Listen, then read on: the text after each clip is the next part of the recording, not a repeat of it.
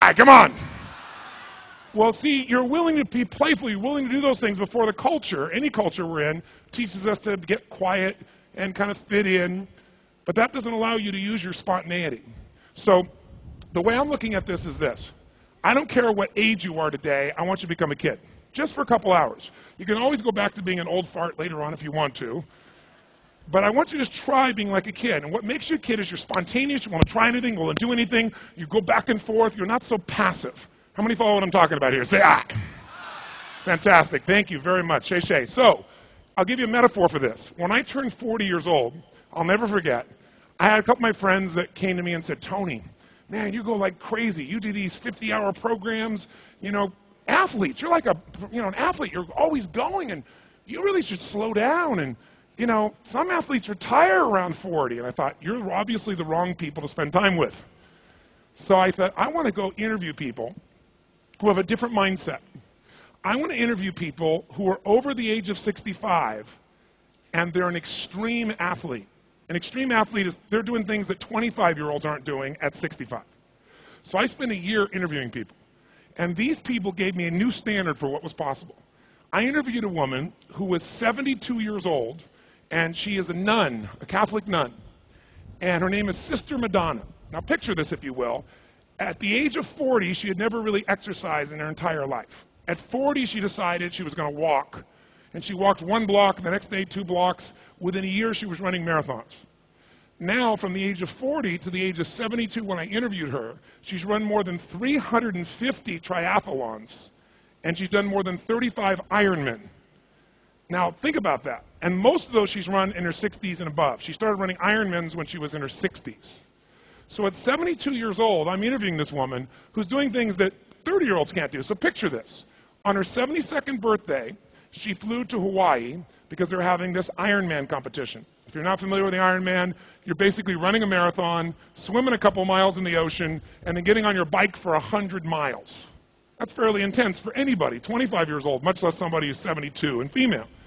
So imagine you wake up on your 72nd birthday to celebrate, and you decide to start the morning by running a marathon, and then you go swim 2 miles plus, and then now you're on your bike. And imagine you're on your bike and you're going as hard as you can go, and you are passing 35-year-old men. Better yet, imagine you're the 35-year-old man that this 72-year-old woman is passing. Right? And so she gets, true story, she gets to mile, whatever it was, I think it was like 65 with 100 miles, so she's 2/3 the way, she's almost there. And then the winds start picking up.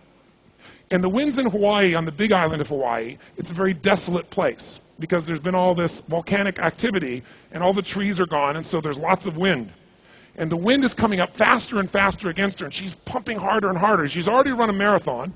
She's already done her 2-mile swim. She's pumping on the bicycle. And the winds finally got up to 35 miles an hour. And she's just this little short person. You know, there's like 1.5 meters, 5'2", tiny little lady. And suddenly the wind's at 35 miles an hour, and she became the flying nun. It literally lifted her up and smashed her on the rocks. It broke her clavicle, broke her hip, cut her face open. They rushed her to the hospital. So the next year, the people on the committee that run the race said, we should put an age limit on this. Maybe no one over the age of 65. So she flew in to do the race again. They wouldn't let her sign up. So she just went and did it beside people without a number on her and completed the race. And as a result, they changed that. How's that for a great lady with some great courage? Give her a big hand.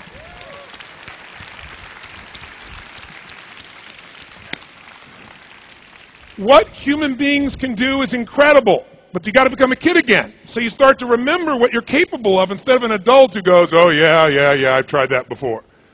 I interviewed a man, 98 years old, an Italian man, who each year in New York City, they have a race where people sign up for the race and they run up the stairs of the Empire State Building. Every year, once a year. And obviously, most of the people running are in their 20s, a few in their 30s. This man is 98 years old, running the entire Empire State Building steps to the top as a warm-up to the Boston Marathon. I interviewed a woman 104 years old, 104, on tape got her, who has the world record in the shot put at her age group. But here's what's amazing. Her age group is age 65 and above, which means she's throwing this shot put further than people 35 years younger than she is. My point is simple. If you and I are going to get some value out of this day, besides some information, we got to get ourselves in a different state. A psychological, emotional state where you're like a kid again and where you got that energy. And my metaphor for that is simple. If I'm walking along and I'm, today I'm 47 years old, but I'm still a kid, I use this metaphor for myself.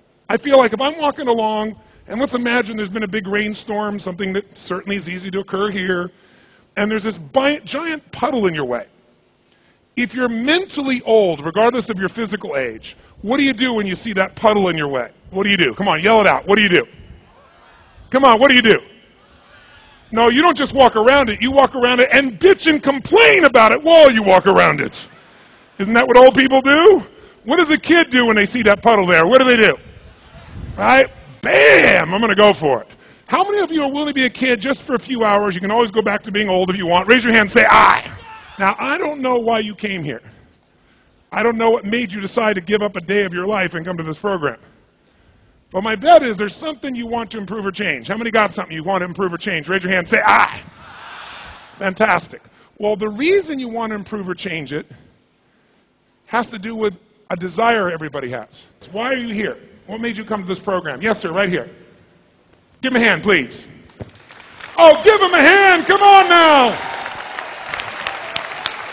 What's your name? Where are you from? My name's Eric, and I live in Singapore, and I came here for the energy. For the energy? For the energy, yeah. Okay, and why do you want more energy? What do you think that's going to give you? Well, it's going to make me follow through on all the things that I learned at DWD in April. Oh, very nice. Give him a big hand. Thank you very much. Somebody else, why are you here? Somebody else, why are you here? Yes, sir. Give him a hand, please. Why are you here? My staff and my girlfriend the chance to see you for the first time. Oh, your staff. And what are you hoping they'll see? Tony live and raw. And what do you hope that they'll get from this? What are you wanting them to get? New empowering feelings and beliefs for themselves and for how we operate our business. Okay, give me a hand. Thank you very much. So, whatever it is you want, I want you right now to think of a goal or desire you have. Any goal at all.